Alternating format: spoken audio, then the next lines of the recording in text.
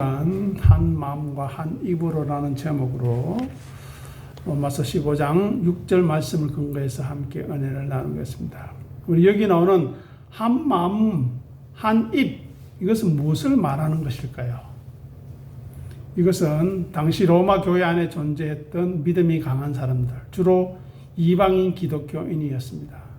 그들과 믿음이 연약한 자들, 주로 유대인 기독교인들이었습니다. 이들 사이에서 갈등이 있었습니다. 음식 문제, 절기 문제, 지켜야 한다, 먹어야 한다, 말아야 한다, 네가 옳다, 내가 옳다 하는 갈등이 있는데 이것을 해결하고 교회가 나아가야 할 방향을 제시하는 결론 부분입니다. 한 마음과 한 입이라는 이 표현은 내적인 일치와 외적인 표현의 조화를 의미하고 있습니다. 한 마음은 내적인 일치가 어떠해야 하는가를 우리에게 보여줍니다. 단순히 모든 사람들의 의견과 생각이 기계적으로 똑같아야 한다는 뜻이 아닙니다. 주를 위하여 하는가 하는 것입니다. 이 주를 위하여 하는 것도 자의적으로 해석해서는 안 됩니다. 고집이 들어가서는 안 됩니다. 정말 주를 위하여 자기를 비우고 낮추는가 하는 것입니다. 서로 다른 배경과 다른 생각을 가지고 있다 할지라도 예수 그리스도를 중심으로 서로 용납하고 사랑하며 뜻을 합하는 상태를 말하는 것입니다. 앞에 있는 5절에 언급된 말씀 보시기 바랍니다. 그리스도 예수를 어떻게 해요? 본받아 이야기입니다. 5절 보십시오. 15장 5절. 그리스도 예수를 본받아 서로 뜻이 같게 하여 달라고. 우리는 할 수 없으니 제발 뜻을 같게 하게 해달라고 기도하는 것입니다.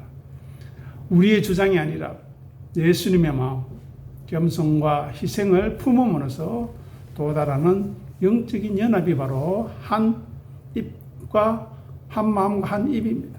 즉 믿음으로 행한다는 것입니다. 나보다 남을 낮게 여긴다는 것입니다. 다음으로 한 입이라는 것은 외적인 표현입니다. 하나의 목소리라는 원 보이스. 한 마음이 된 상태가 밖으로 드러나는 구체적인 증거가 한 입인 것입니다. 로마 교회 성도들이 서로 비판하고 자기 잘났다고 논쟁하던 입을 닫고 동일한 신앙 고백과 찬양을 드리는 것을 의미하는 것입니다.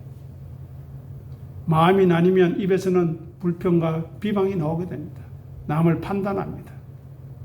하지만 마음이 하나가 되면 그 입에서는 조화로운 찬양이 나오고 서로를 인정하게 되고 왜 그렇게 했는가 이해하려고 하는 것입니다. 마치 오케스트라의 여러 악기가 하나의 교향곡을 연주하는 것과 같습니다. 우리도 찬양을 같이 하고 있지만 다 다른 목소리 아닙니까? 그런데 한 음으로, 한 가사로, 한 마음으로 주께 감사하며 드릴 때 그러한 일이 일어난다는 것입니다. 그리고 지향하는 목적이 하나님께 영광을 돌리려 하기 위해서입니다. 사도 바울이 로마 교회에 한 마음과 한 입을 요구한 궁극적인 목적이 바로 이것입니다. 교회의 평화 자체보다 더 높은 것이 바로 하나님의 영광입니다. 즉 우리 주님 예수를 위해 내가 말하고 내가 생각하고 있는가 하는 것입니다. 분열은 하나님의 영광을 가리게 되는 것입니다. 하나님은 한 분이시지만 삼위일체로서 성부와 성자와 성령으로 완벽한 연합을 이루고 계십니다. 성부 하나님은 말씀하시고 성자 하나님은 순종하셨으며 성령 하나님은 그 뜻을 이루기 위하여 동력하신 것입니다. 그런데 교회가 서로 싸우고 찢어져 있다면, 자기 주장만 난무한다면, 자기 경험만 내세운다면 하나님의 본성인 사랑과 연합을 세상에 보여줄 수 없습니다. 하나님의 영광이 되지 못합니다. 한번 생각해 보십시오.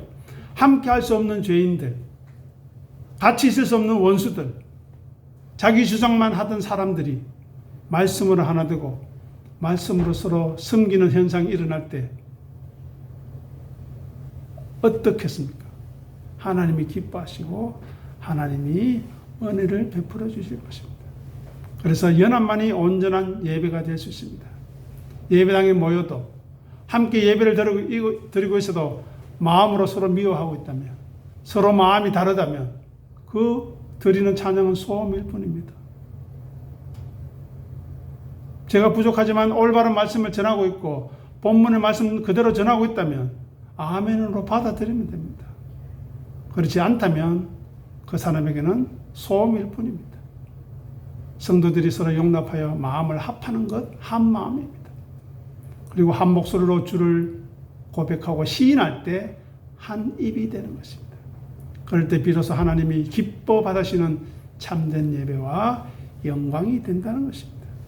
그래서 우리를 서로 불쌍히 여겨주시도록 은혜 베풀어 달라고 기도하는 것입니다. 그래서 오늘 본문 15장 6절에서 한 마음과 한 입은 성도들이 그리스도의 사랑 안에서 내면의 뜻을 합하는 것을 말합니다. 그렇게 하겠다고 의지를 가져야 합니다. 그런 결단을 가져야 합니다. 내 주장만 하지 않겠다.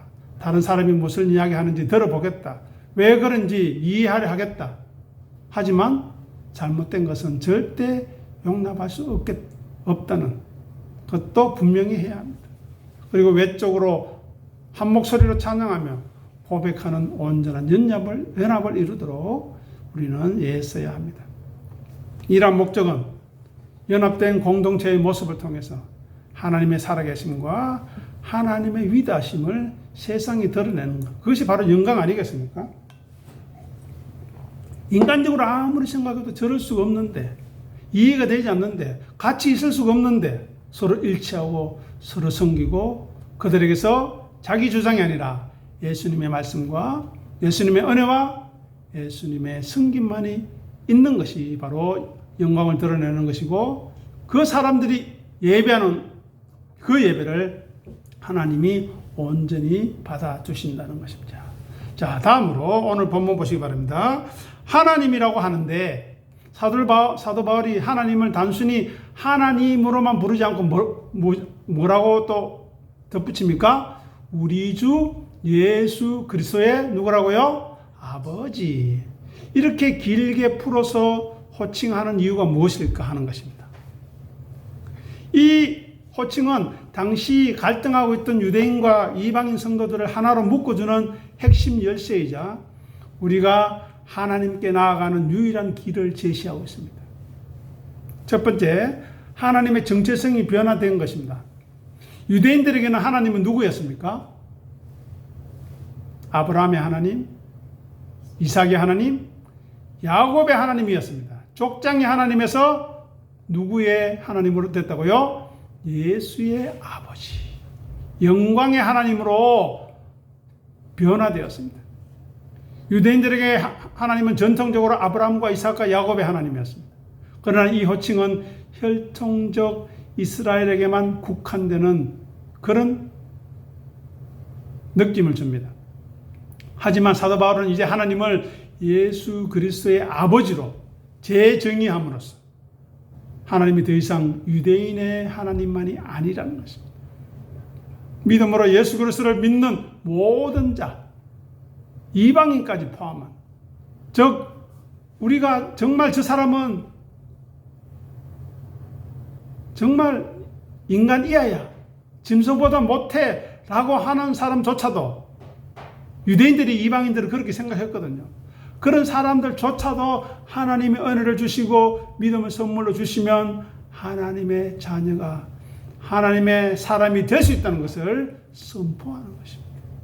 또 우리가 거기에서 구원을 받았습니다. 이제 하나님의 백성이 되는 조건은 혈통이 아닙니다. 사람의 뜻으로 난 것이 아닙니다. 육신으로 나는 것이 아닙니다. 내가 믿으니까 내 아들이 믿는 것이 아닙니다. 내가 아무리 진실하게 믿고 하나님을 섬겨도 내 자녀가 믿지 않을 수 있습니다. 또 아버지가 믿지 않고 자기 마음대로 살아도 자녀는 진실하게 믿을 수 있습니다. 그것이 바로 예수 그리스도와의 관계에서 비롯된다는 것입니다. 따라서 이 호칭은 서로 출신이 다른 로마 교회 성도들이 우리는 예수 안에서 한 형제라는 사실을 확인시켰습니다. 한번 돌아보십시오. 이 예배에 참석한 한 사람 한 사람이 나의 형제입니까? 정말 보듬어 주고 싶고 안아주고 싶고 기도해 주고 싶고 하나님께 정말 나에게 함께 신앙생활 하게 해주셔서 너무나 감사합니다라는 그런 고백이 나오는 형제입니까? 그렇다면 그 심령은 복된 사람입니다. 그 사실을 깊이 깨닫고 알고 인정하고 고백해서 서로 용납할 수 있어야 됩니다. 다음으로 우리가 하나님의 자녀가 되는 근거가 바로 우리 주 예수 그리스도의 하나님입니다. 즉 중보자 예수님을 돋보이게 하는 것입니다.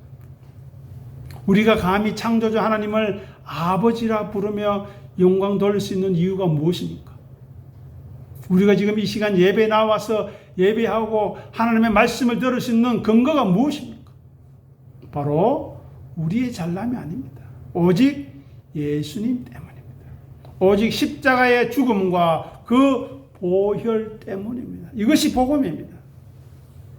하늘의 하나님은 예수님의 아버지이신데 그 예수님이 죄인 되고 원수 된 우리를 위해 십자가를 지시고 우리를 받아주셨기 때문에 예수님의 아버지가 곧 우리의 아버지가 되는 은혜가 발생하는 것입니다.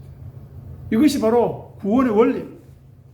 여기에 담긴 은혜의 깊이와 높이와 넓이와 길이를 헤아리면서 알아가야 합니다. 그것이 우리의 즐거움이 되어야 합니다. 그것이 우리의 감사와 찬양의 제목이 되어야 합니다. 내가 무슨 은혜를 받았어? 내가 어떤 존재에게 하나님이 이 귀한 은혜를 주셔서 나에게 이 말씀을 묵상할 수 있는 은혜를 주셨는가? 그래서 경건의 모양과 능력을 구비할 수 있는 길을 열어주셨는가? 감사해야 하는 것입니다. 신앙의 연한이 깊어갈수록 하나님을 찬양하는 소리가 높아져야 합니다.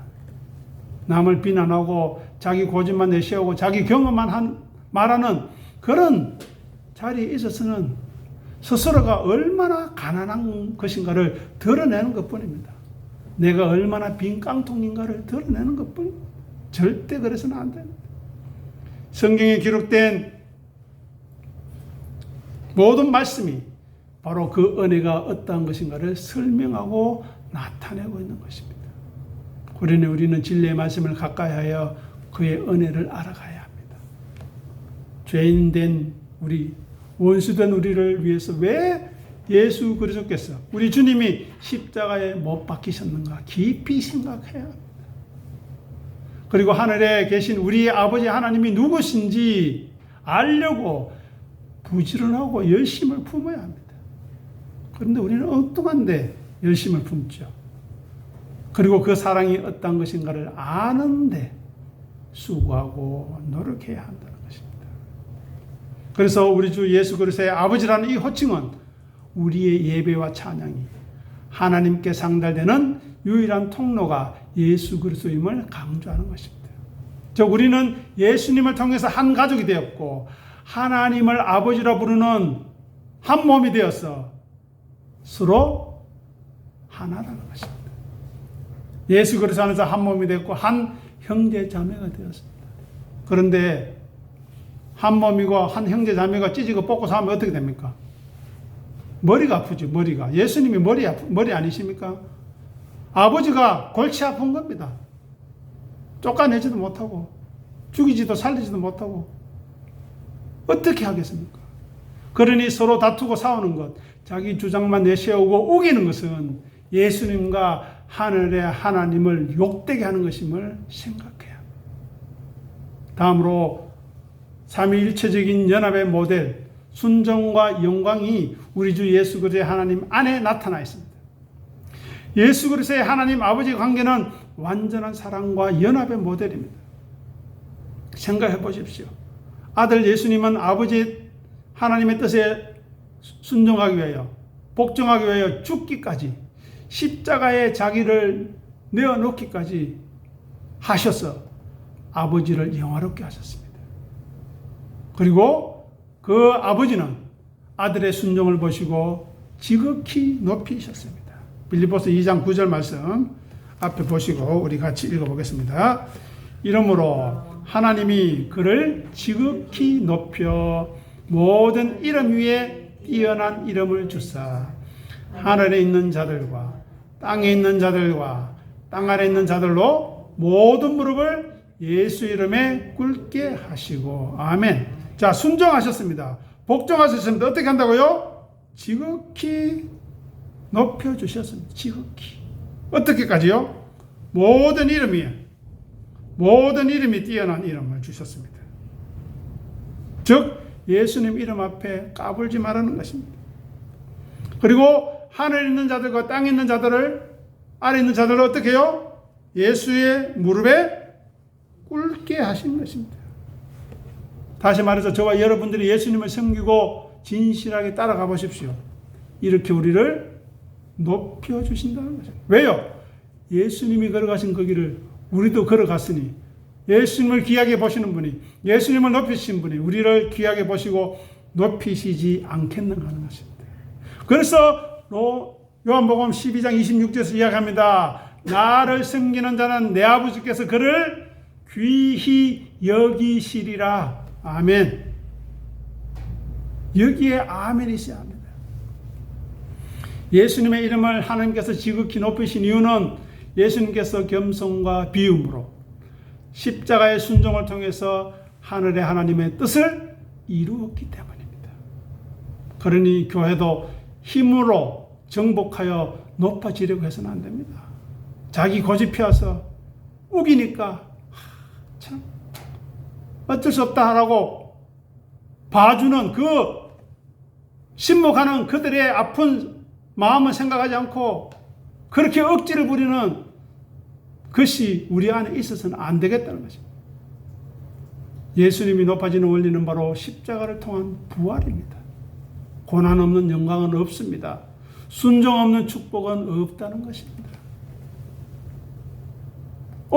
나는 고난도 없고 순종도 없는데 왜 이렇게 은혜 받았지 축복 받았지? 아닙니다. 그거는 저주입니다. 다시 본문으로 돌아와서 사도 바울이 우리 주 예수 그리스도의 아버지라고 하는 이 호칭을 쓴 이유가 무엇입니까? 바로 예수님께서 죽기까지 복종하신 철저한 자기 비움과 겸손 때문이었습니다. 하나님과 동등됨을 누릴 권리를 포기하셨기 때문입니다. 사람이 되는 것에 그치지 않으시고 자기를 더 낮추어서 십자가에 죽기까지 하나님의 뜻에 복종했습니다. 우리는 지금 어디까지 낮아지고 있습니까? 예수님 머리 꼭대기에 있지 않습니까? 하나님 머리 위에 있지 않습니까? 교회 머리 위에 있지 않습니까? 생각해야 합니다. 예수님이 어떻게 죄인된 원수된 우리를 위해 섬기셨는가, 자기를 버리셨는가 생각해야 합니다.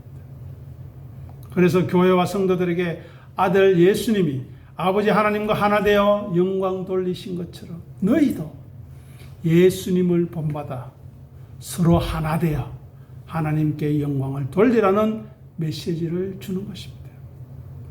즉 성부와 성자의 연합은 교회가 따라가야 할, 본받아야 할 한 마음과 한 입의 원형 모델이기 때문입니다. 그래서 오늘 본문에 우리 주 예수 그리스도의 아버지라는 이 표현은 하나님이 이제는 유대인의 민족신을 넘어서 예수를 믿는 모든 자의 아버지가 되셨음을 선포하는 것입니다. 성도들이 예수님을 통해 얻은 한 가족됨의 은혜를 기억하면서 분열을 멈추고 한 목소리와 하나님 아버지를 찬양해야 할 당위성을 담고 있는 웅장한 호칭인 것을 생각하시기 바랍니다. 그러면 오늘 로마서 15장 6절에 담긴 자기 부인의 정신이 무엇인지 살피고 마무리하도록 하겠습니다. 오늘 본문 이 6절은 독립된 구절이 아니라 우리가 앞서 묵상해왔던 15장 1절부터 5절까지 한번 쭉 살펴보시기 바랍니다. 이 5절까지 논의가 도달해야 할 최종 목적지가 오늘 본문 6절입니다. 이 구절을 자기 부인과 자기 십자가의 관점에서 해석하면 나의 주장과 권리를 포기하는 십자가의 죽음 없이는 결코 한 마음이 될 수 없다는 것입니다. 진정한 영광을 하나님께 돌릴 수 없다는 것입니다. 내 옛 사람이 살아서는 내 고집과 내 주장과 내 경험이 살아서는 결코 한 마음이 될 수 없다는 것입니다. 이 구절이 문맥적인 전제는 예수님의 길입니다. 15장 3절 보시기 바랍니다. 예수 그리스도의 삶을 자기 십자가의 모델로 제시합니다. 뭐라고 이야기합니까? 그리스도께서도 자기를 기쁘게 하지 않으셨다. 자기 잘난 맛에 살지 않으셨다는 것입니다. 예수님이. 여기서 자기를 기쁘시게 하지 않았다는 것이 바로 자기 부인의 핵심의 정의입니다. 이것이 빌립보 2장에서 전가하고 있는 예수님의 비유와 연결되는 것입니다. 우리는 예수님을 기쁘게 하고 있습니까? 부족하지만 설교하고 있는 제가 드리는 말씀 앞에서 감사로 받아들이고 기쁨으로 순종하면서 저분은 정말 하나님의 사람이다. 믿음의 사람이다. 어떻게 저렇게 진실하게 섬길 수 있는가 하는 인정을 받고 있습니까? 하는 것입니다. 단순히 편견을 가지고 하는 말이 아닙니다. 하나님 앞에서, 예수님 앞에서, 하나님의 말씀을 올바르게 전하는 주의 종 앞에서 인정받고 있는가 하는 것입니다. 그런데 우리는 그렇지 않습니다. 네가 뭔데 이야기합니다. 너나 잘해라 이야기합니다. 악한 것입니다. 다음으로 자기 부인의 적용입니다. 강한 자가 약한 자를 담당하는 것입니다. 15장 1절 2절 보십시오. 오늘 본문 6절이 한마음이 되기 위해서 성도들에게 요구되는 자기 부인은 구체적으로 나의 자유와 권리를 포기하는 데 있습니다. 본래 타락한 인간의 본성은 내가 옳다고 생각하는 신념, 나의 신앙적인 자유, 나의 기호나 방식을 주장해서 내 마음을 편하게 하는 것입니다. 그죠? 왜 사람들이 고집 피울까요? 왜 사람들이 자기 주장만 할까요? 왜 사람들이 남의 말을 듣지 않을까요? 그것이 자기에게 편하기 때문입니다. 자기 기분이 좋거든요. 그래 하면. 자기 감정이 막 올라오거든요. 자기 자존심이 세워지는 것 같거든요. 그런데 스스로 속는 것입니다. 그것은. 하지만 영적인 원리인 자기 부인은 믿음이 강한 자가 마땅히 믿음이 약한 자의 약점, 무지와 편견과 꺼리낌을 비판하는 대신에 떠안아주는 것, 담당하는 것입니다. 그런데 이것이 힘듭니다.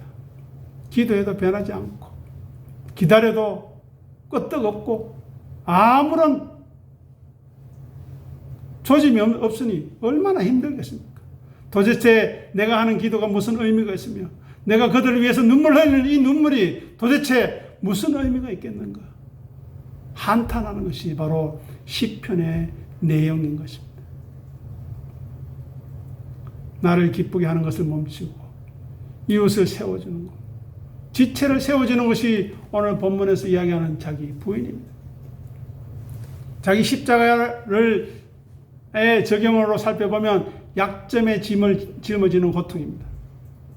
십자가는 단순히 참고 견디는 것이 아니라 죽는 형태라는 것을 늘 생각하시기 바랍니다. 오늘 본문 6절의 영광스러운 예배로 나아가기 위해서 자기 십자가는 공동체의 하나됨을 위해서 지체의 미성숙함을 내 어깨에 짊어지는 희생입니다. 욕하고 탓하고 왜 그렇게밖에 하지 못하냐고 타박하는 것이 아니라 기도하고 기다려주는 것입니다. 서로 다른 배경과 믿음의 분량을 가진 사람들이 한 입이 되려면 누군가는 자기의 목소리를 줄여야 할 것입니다. 내 주장이 옳더라도 공동체의 덕을 위해서 그것을 죽이는 과정은 바로 십자가를 지는 것과 같은 영적 고통과 인내를 수완합니다. 너무 힘듭니다. 너무 고통스럽습니다. 지기 싫습니다. 하지만 예수님이 그렇게 하셨으니 우리도 예수님을 본받아 십자가를 지는 것입니다.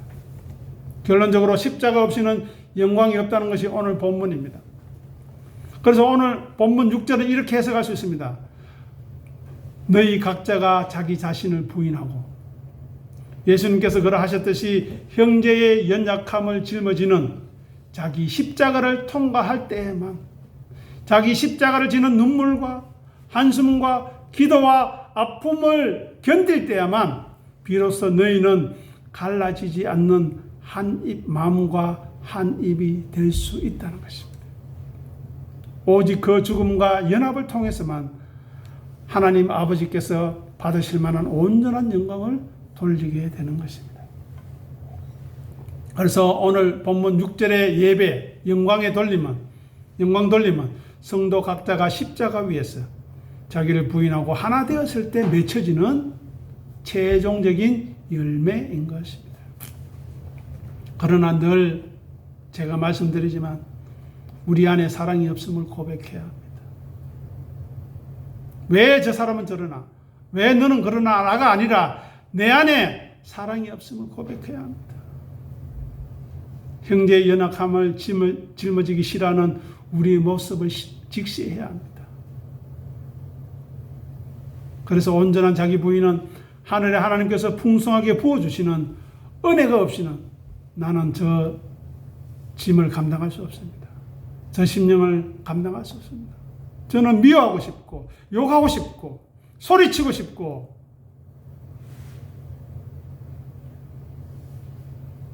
누군가의 말처럼 갈아 마셔도 시원치 않는 사람인데 주님 은혜 주시지 않고는 내게 사랑을 부어주시지 않고는 저는 품을 수 없습니다라고 고백하면서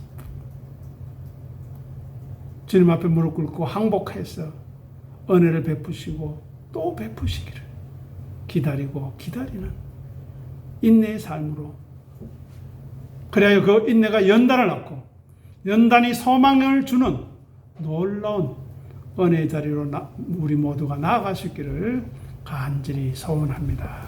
기도하겠습니다. 아버지 하나님 은혜를 감사합니다. 하나님의 은혜가 없이는 하나님의 사랑이 없이는 우리는 싸울 수밖에 없습니다. 소리를 높일 수밖에 없습니다. 내 고집을 피울 수밖에 없고 내 경험을 내세울 수밖에 없고 내가 옳다고 너는 틀렸다고 말할 수밖에 없는 연약한 저희들입니다. 불쌍히 여겨 주시옵소서. 내 마음에 들지 않아도 내 성에 차지 않아도 내 눈에 차지 않아도 그 형제는 우리 주님 예수께서 십자가에 피 흘려 죽으신 귀한 심령이라는 것을 기억하고 나를 불쌍히 여겨주시기를 바라듯이 저 심령도 불쌍히 여겨주시고 품어주셔서 은혜로 붙들어 주시기를 눈물로 간구하는 우리 모두가 되어지게 도와주시옵소서. 감사하며 우리 주님 예수 이름으로 간절히 기도드립니다. 아멘.